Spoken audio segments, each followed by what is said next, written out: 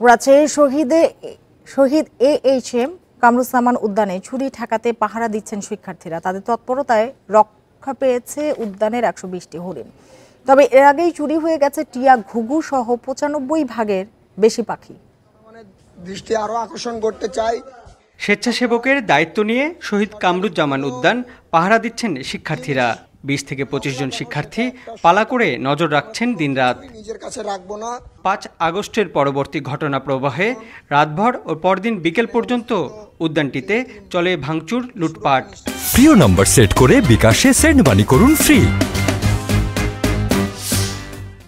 শিক্ষার্থীরা দায়িত্ব নেওয়ার পর রক্ষা পেয়েছে প্রায় 120টি হরিণ সহ বেশ কিছু প্রাণী।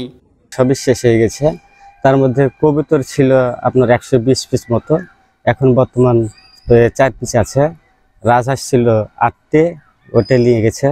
উদ্যানের দায়িত্ব নেওয়া শিক্ষার্থীদের খাবার, বাঁশি, টর্চলাইট সহ বিভিন্ন উপকরণ দিয়ে সহযোগিতা করছেন স্থানীয়রা। এখন আমরা গেটে ওভাবে পাহারা দিচ্ছি যেন গেট থেকে কেউ না ঢুকতে পারে। আমাদের টিম পিছনের গেটগুলোতেও থাকতেছে। এখানে আমাদের 125টা প্লাস হরিণ আছে, তারপরে আমাদের ঘড়িয়াল আছে। তাদের খাবারের দায়িত্ব থেকে সবকিছু আমরা স্টুডেন্ট প্লাস চিড়িয়াখানা কর্তৃপক্ষ সবাই একসাথে সমন্বয় করতেছি। প্রতিদিন প্রায় 20 জন 15 জন মতো এভাবে কাজ করি। টহল চলে আমাদের মাঝে মধ্যে। উদ্যান কর্তৃপক্ষ জানিয়েছে, লেক থেকে প্রায় 20 থেকে 25 মণ মাছ, 117টি কবুতর, 8টি রাজহাঁস, 7টি তিতির সহ বিভিন্ন ধরনের পাখি চুরি হয়ে গেছে। ভেঙে ফেলা হয়েছে 2টি গেট, টিকিট কাউন্টার, অফিসের আসবাবপত্র। পুড়িয়ে ফেলা হয়েছে টিকিটের কপি সহ গুরুত্বপূর্ণ নথি। এখনো আমাদের ঊর্ধ্বতন কর্তৃপক্ষ তারাও এখনো নগর ভবনে ঢুকতে পারেনি।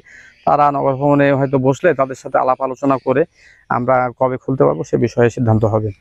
দীর্ঘ সংস্কারের পর গত বছরের 21 সেপ্টেম্বর উদ্যানটি দর্শনার্থীদের জন্য খুলে দেওয়া হয়।